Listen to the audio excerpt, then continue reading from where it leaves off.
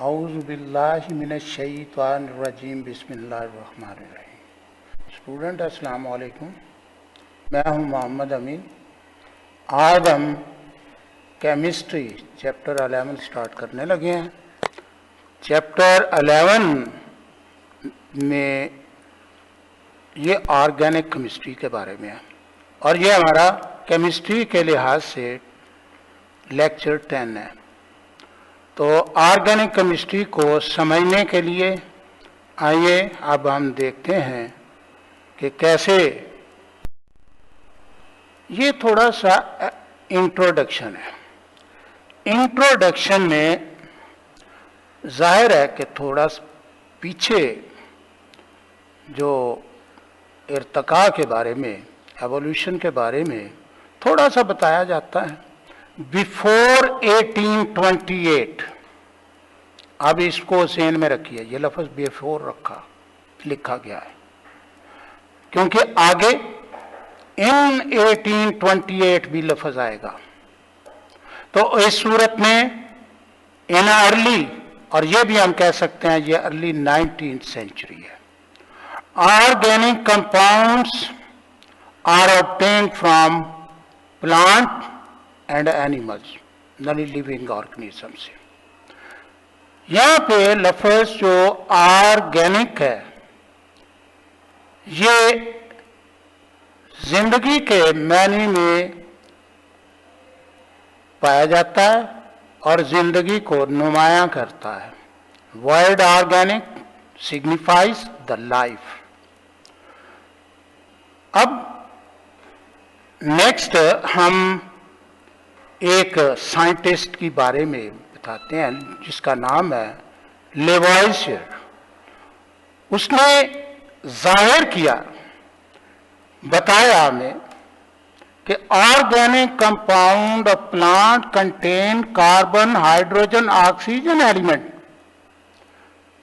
Secondly उसने ये बात भी कही कि organic compound of animals carbon, hydrogen, oxygen के अलावा ये नाइट्रोजन, सल्फर और फास्फोरस पर मुश्तमिल है, वगैरह वगैरह। तो ये इन एलिमेंट का इसने जिक्र किया। अब देखिए, ये जैकब बर्जीलियस है। उसने अर्ली 19th सेंचुरी में वाइटल फोर्स थ्योरी पेश की, पुट फॉरवर्ड पेश की, प्रेजेंट पेश की या discover. Organic compounds could not be prepared in the laboratory because they were supposed to be synthesized under the influence of mysterious force, कुदरती ताकत के तहत। और ये वाइटल फोर्स जो जिंदगी से ताल्लुक रखती है, ये सिर्फ ऑर्गेनिक कंपाउंड जो हैं ये लेबॉरेटरी में तैयार नहीं किए जा सकते। इनको सिर्फ तैयार करने के लिए माइस्टीरियस फोर्स की ज़रूरत है, जिसे वाइटल फोर्स कहते हैं। यानी इसके ज़िंदगी ज़रूरी है, यानी प्लांट और एनिमल में ही पैदा बनाए जा सकते हैं, लिए जा सकते हैं। अब देखिए, वोलर एक साइंटिस्ट इन 1828, 1828, ऊपर मैंने आपको कहा था बिफोर का लफ्ज और ये इन 1828, ध्यान में रहे, वेरी क्लोज। और ये बात, he synthesized the first organic compound in the laboratory. He synthesized the urea from the organic substances from ammonium cyanate। Ammonium cyanate का ये फार्मूला लिखा हुआ जी, अमोनियम सायनेट। और जब इसको हीट किया, ये डेल्टा का निशान हीट का है, और ये रीअरेंजमेंट में यूरिया, और ये यूरिया का फार्मूला आपके सामने है। कार्बन और 2 बांड इसके ऑक्सीजन के साथ हैं, और 2 बांड नाइट्रोजन दोनों तरफ, और नाइट्रोजन के अपने 3 बांड होते हैं जो कि मजीद 2 हाइड्रोजन के साथ BC है। तो ये ऑर्गेनिक कंपाउंड अब एक और साइंटिस्ट जिसने 1845 में उसने लेबोरेटरी में एस्टिक एसिड तैयार कर दिया। Acetic acid CH3COOH acetic acid है, जिसे सिरका कहा जाता है, विनेगर कहा जाता है। लेबोरेटरी में उसने तैयार कर दिया। तो देखिए इस वक्त 10 मिलियन से भी ज्यादा ऑर्गेनिक कंपाउंड जो हैं हम बना चुके हैं, लेकिन कैटेगराइजेशन करते हैं ऑर्गेनिक कंपाउंड। ये कार्बोहाइड्रेट ऑर्गेनिक कंपाउंड है, प्रोटीन ये ऑर्गेनिक कंपाउंड है, लिपिड्स हैं, एंजाइम्स हैं, विटामिन्स हैं, ड्रग्स हैं, मुख्तलिफ और फार्मास्यूटिकल प्रोडक्ट हैं, फर्टिलाइजर है, पेस्टिसाइड है, और पेंट, डाइस और सिंथेटिक फाइबर है, और फिर प्लास्टिक, मुख्तलिफ किस्म के प्लास्टिक हैं, और आर्टिफिशियल फाइबर और पॉलीमर्स। तो ये दुनिया बदल चुकी है। ऑर्गेनिक कंपाउंड जो हैं, ये आप अंदाजा लगा सकते हैं कि हम ऑर्गेनिक कंपाउंड कितने ज़्यादा जो है वो इस्तेमाल करते हैं। और ये सब इनको अगर काउंट करते हैं, हम ये चीज़ों को लेते हैं, तो इस सूरत में आप ये महसूस कर सकते हैं कि ऑर्गेनिक कंपाउंड जो हैं वो कितने वैल्यूएबल्स साबित। ऑर्गेनिक कंपाउंड्स के बारे में अब जो बात कही जा रही है, today about the 10 million organic compounds are known, the thousands of new organic compounds are prepared every years. कहा गया जी 10 मिलियन। ये 10 मिलियन से मुराद भाई 1 मिलियन तो 10 लाख का आगे हिसाब लगा लें।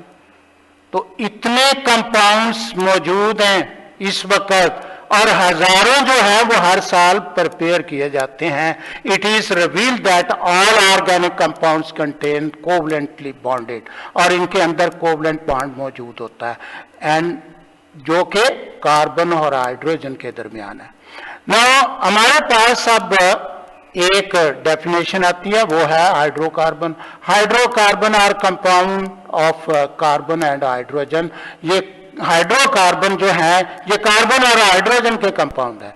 ऑर्गेनिक कंपाउंड किनको कहा जाएगा? तो organic compound hydrocarbons and their derivatives in which covalently bonded carbon is an essential constituent. और ये एक जरूरी जुज़ है जो कि कार्बन और हाइड्रोजन के दरमियान bond covalently bonded. Organic chemistry की डेफिनेशन अब इस तरह हो गई है जी। Organic chemistry is the branch of chemistry which deal with the study of hydrocarbon and their derivatives. तो ये है जी। अब हाइड्रोकार्बन क्या होते हैं, ऑर्गेनिक कंपाउंड क्या है, ऑर्गेनिक केमिस्ट्री है, तो ये टर्म जो है इनकी डेफिनेशन याद कर लीजिए। अब हम next, some compounds of carbon which are not treated as organic compound, जिनको हम ऑर्गेनिक कंपाउंड नहीं कहते। तो देखिए इनकी वजह भी लिखनी पड़ेगी आपको। इनकी वजह ये है, नीचे लिखी हुई है, they are not organic compound because their properties are quite different from organic compound which have the specific form। और इनकी स्पेसिफिक फॉर्म है जी। अब देखिए, ऑक्साइड्स ऑफ कार्बन, और इसमें है carbon dioxide, carbon monoxide, the carbonates, the sodium carbonate, calcium carbonate ETC, और in the same way bicarbonate, sodium bicarbonate, calcium bicarbonate ETC, यानी वगैरह वगैरह।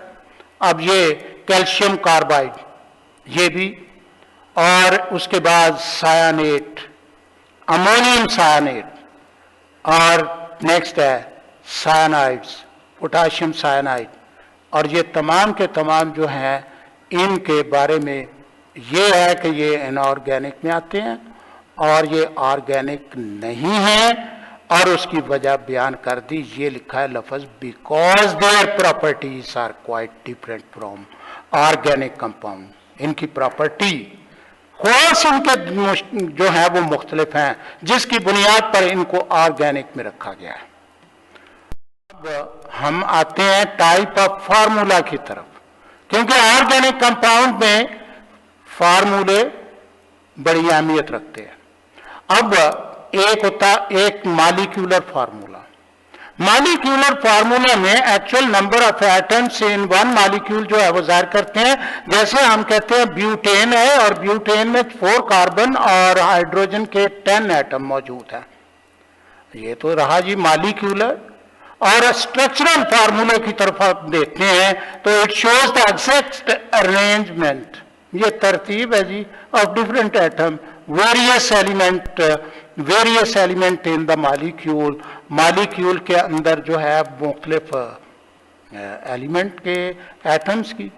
और it shows the single, double and triple bonds between the bonded atom, और ये भी show करते हैं सिंगल बॉन्ड भी हो सकता है, डबल भी होता है, ट्रिपल भी होता है बिटवीन द बॉन्डेड एटम। और यहां पर देखिए ये सिंगल बॉन्ड में दिए गए, और इसमें ब्यूटेन की मिसाल हम ली है।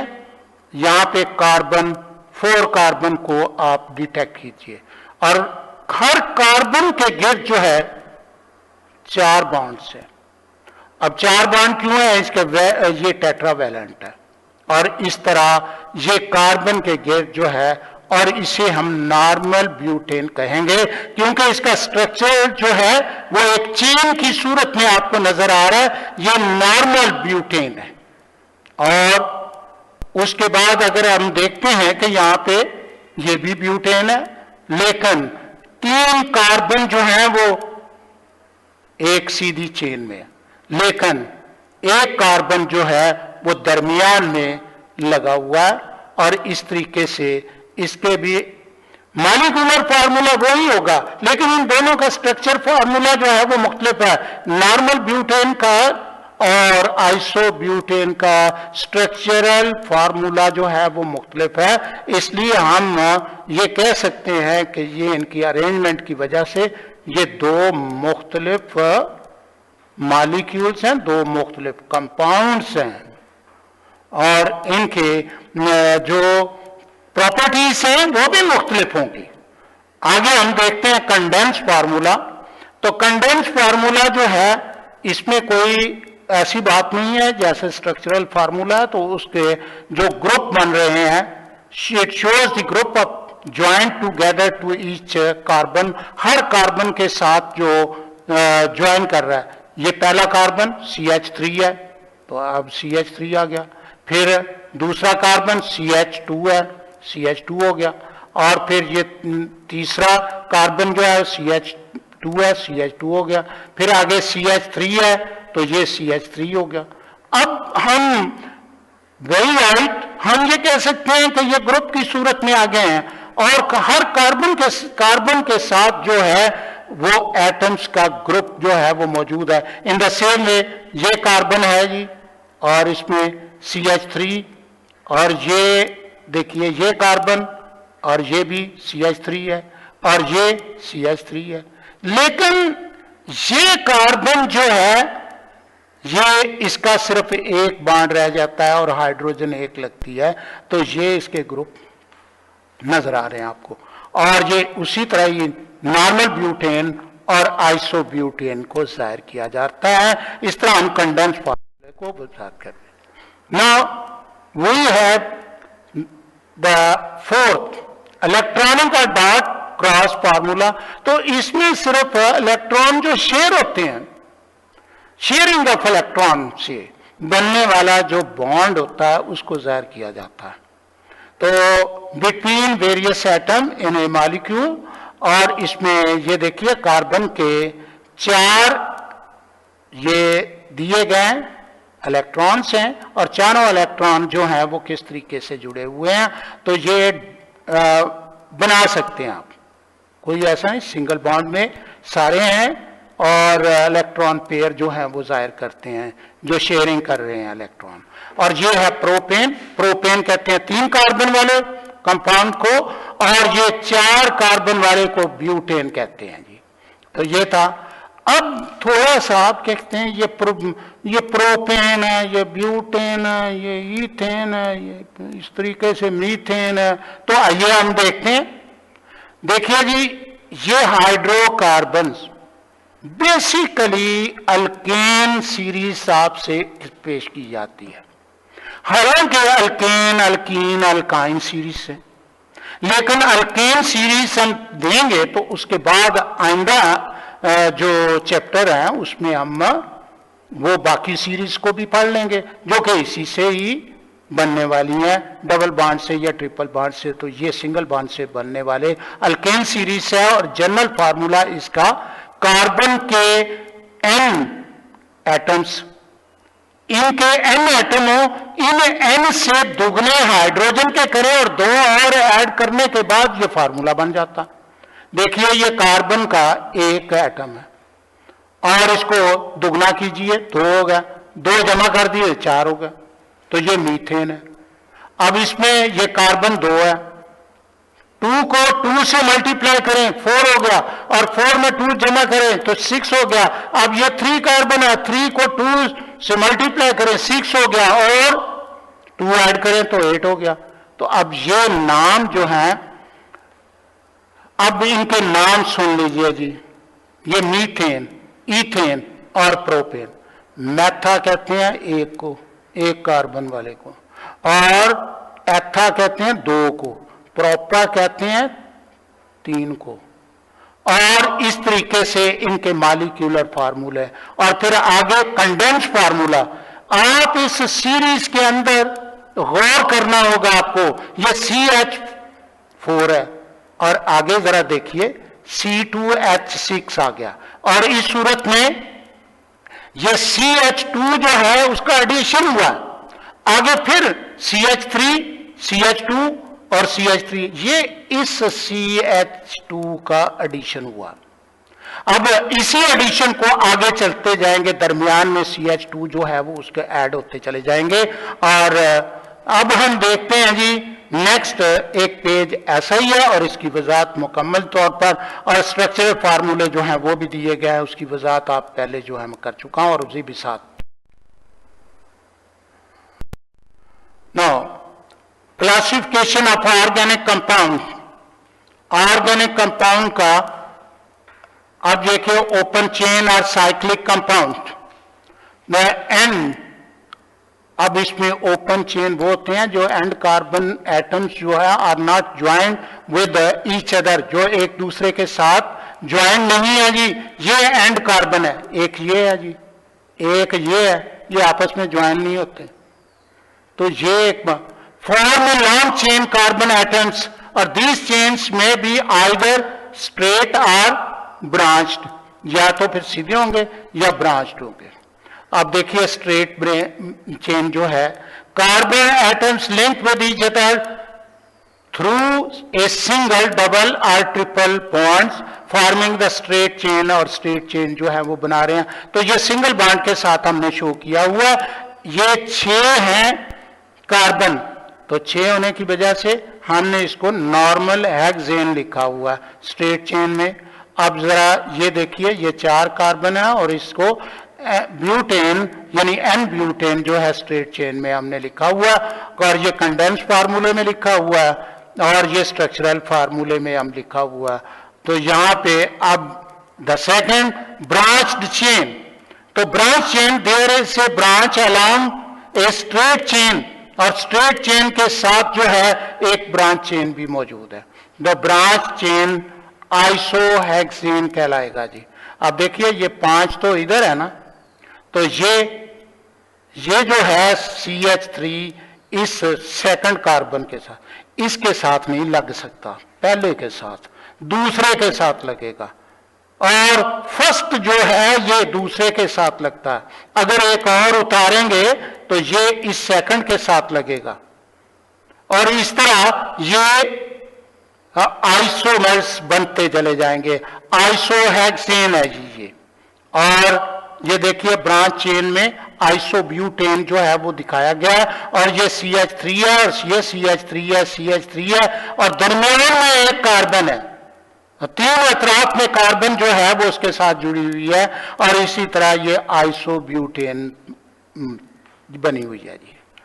अब हम क्लोज चेन की जानब आते हैं। Close chain or cyclic compounds. The carbon atoms at the end of the chain are not free.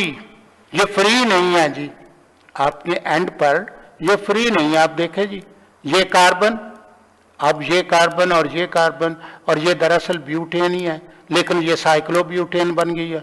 और इसी तरह ये कार्बन जो है मिले हुए हैं और 6 पॉइंट पर मिले हुए हैं और साइक्लोहेक्सेन है। तो ये कहने का मतलब ये है कि they are link to form a ring, और रिंग बना रहे हैं। और further divided into 2 classes, the homocyclic and carbocyclic and heterocyclic. और होमोसाइक्लिक को कार्बोसाइक्लिक भी कहते हैं जी। अब होमोसाइक्लिक्स में rings are made up of only carbon atoms, और ये कार्बन एटम्स से सिर्फ रिंग जो हैं वो बने होते हैं। और further divided into 2 classes, the aromatic and alicyclic है। और एरोमेटिक जो है, अरोमा जो है वो हम स्मेल को कहते हैं, तो इनकी बू जो है उसकी वजह से ये पहचाने जाते हैं, एरोमेटिक कहलाते हैं। और have at least 1 benzene ring. और बेंजीन रिंग क्या है जी? Benzene ring has the 6 carbon atoms with 3 alternating double bonds. अब देखिए ये अल्टरनेटिंग डबल बॉन्ड है, हर कॉर्नर के ऊपर एक एक कार्बन मौजूद है, और 6 कॉर्नर है, 6 कार्बन है, और अल्टरनेटिंग ये डबल बॉन्ड भी मौजूद हैं जी। और ये बेंजीन का रिंग है, और ये दोनों बेंजीन जो हैं ये जुड़े हुए हैं। एक कम से कम एक होना चाहिए, यहाँ पे 2 हैं जो आपस में मिल गए और नेप्थालीन बना रहे हैं। नेप्थालीन जो है ये भी आप मालूम है कि वो गोलियां जो आप कपड़ों में रखते हैं कि जरासीम वगैरह ना पड़े, या इस तरह कीड़ा वगैरह जो है ना वो ना पड़े, तो ये वो गोलियां हैं नेप्थालीन। और इसका एक्सपेरिमेंट भी आपने करना है, और जिससे आपने इसका मेल्टिंग पॉइंट भी मालूम करना है, और इसे हमने सब्लिमेशन में भी शो करना है। ये कंपाउंड बेंजीनॉइड कंपाउंड कहलाते हैं, इनको बेंजीनॉइड कंपाउंड कहते हैं जी। एलिसाइक्लिक जो है do not have the benzene ring, और इसमें बेंजीन रिंग मौजूद नहीं है जी। और ये नॉन बेंजीनॉइड कंपाउंड कहलाते हैं। और इस तरह आप इनको देखिए, ये कार्बन जो है वो किस तरीके से इनके साथ जुड़ी हुई है, लेकिन ये जो है हाइड्रोजन के कार्बन के साथ ये सिंगल बॉन्ड जो है सारे बना रहे हैं, और उसके साथ हाइड्रोजन 2 है। तो ये साइक्लोहेक्सेन और साइक्लोब्यूटेन, आप इनको पूरी तरह पहचानिए, और ये स्ट्रक्चर ही बताने हैं आपने, और वेरी स्मॉल डेफिनेशन के साथ आप इसको लिखते हैं, और इसके ये एग्जाम्पल बनाना और इसे पहचानना जरूरी है, और यही इसी तरीके से आपसे पूछा जाएगा।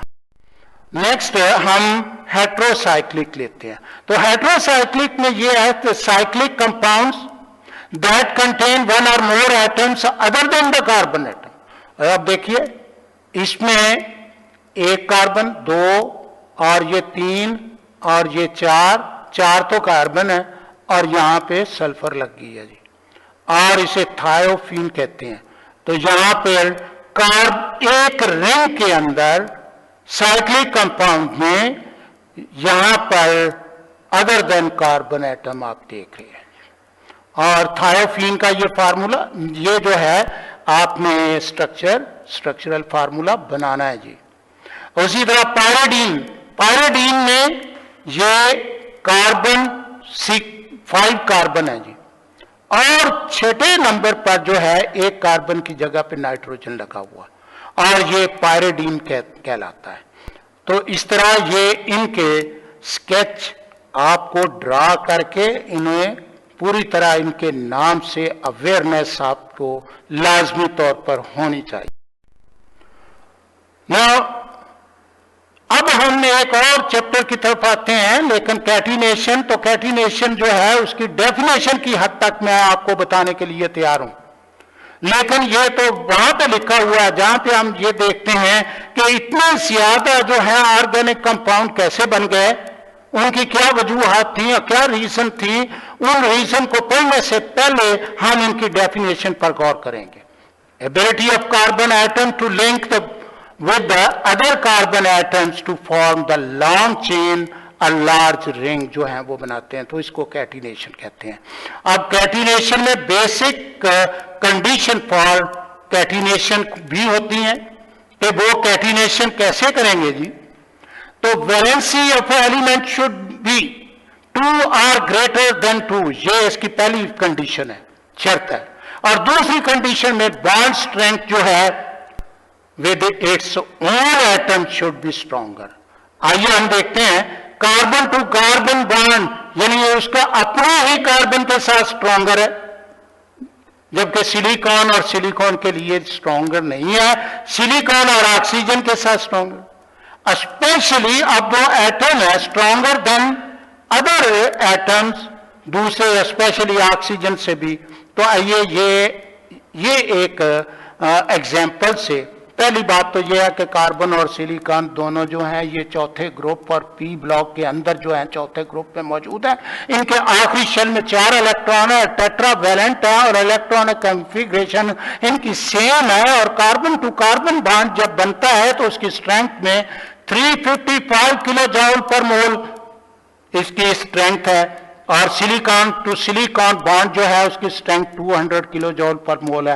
जब इनके ऑक्साइड की तरफ आते हैं तो कार्बन और ऑक्सीजन बॉन्ड की स्ट्रेंथ जो है वो इस कार्बन टू कार्बन बॉन्ड से लेस आ जाती है। और इसी तरह सिलिकॉन ऑक्साइड की जो सिलिकॉन से ऑक्साइड के साथ जो स्ट्रेंथ है बॉन्ड की वो 452 ग्रेटर हो जाती है। तो आइए आप कंक्लूजन्स ले लें। The carbon to carbon bond is stronger than silicon to silicon bond है, silicon oxygen bond is stronger than silicon bond से। तो so catenation present in carbon, but silicon form silicon dioxide बनाता है या silicates बनाएंगे। Silicate SiO3 होते हैं और उनकी -2 वैलेंसी है, ये इसी तरह लिखा हुआ जैसे कि आयरन सिलिकेट है और सोडियम सिलिकेट है, ये पोटेशियम सिलिकेट, कैल्शियम सिलिकेट, ये मुख्तलिफ सिलिकेट्स हैं जो बनते हैं जी। और सोडियम सिलिकेट तो ग्लास है जी, सीधा सीधा। अब हम एक और डेफिनेशन की जानिब आते हैं जी, वो है आइसोमर्स। आइसोमर्स क्या है? आइसोमर्स लफ्ज ये कंपाउंड से है, और आइसोमरिज्म कहें तो वो फिनोमिनन है यानी प्रोसेस है। हम आइसोमर्स की तारीफ करते हुए आइसोमरिज्म की तारीफ को इकट्ठा करेंगे। The compounds which have the same molecular formula but different arrangement of atoms, the different structural formula, और इनका स्ट्रक्चरल फार्मूला जो है वो डिफरेंट होता है। This phenomena is called the isomerism, और इसे आइसोमरिज्म कहा जाता है। देखिए कार्बन 5 ये पेंटेन है और हैज 3 आइसोमर्स, और 3 आइसोमर्स से इसके बंद है। एक ये चेन में नॉर्मल पेंटेन है, और जबकि एक कार्बन यहां पे अब यानी 4 कार्बन चेन में और एक जो है वो ब्रांच में आ रही है, आइसोपेंटेन कहा जाएगा। जबकि अब ये 2 कार्बन जो है 3 कार्बन चेन में है, दरमियान में ये 2 कार्बन जो हैं यहां पर हम ये देखते हैं ये ब्रांच में है, और नियोपेंटेन। तो देखिए एक और बात आपको बताते हैं, कार्बन की तादाद जैसे जैसे बढ़ती जाती है उसी तरह इसके आइसोमर्स भी बढ़ते जाएंगे। Number of isomers increase with the increase in the number of carbon atom. Carbon atom के बढ़ने से इनके आइसोमर्स भी बढ़ते जाते हैं। तो student thank you very much, और ये था आज का लेक्चर, और अस्सलाम वालेकुम।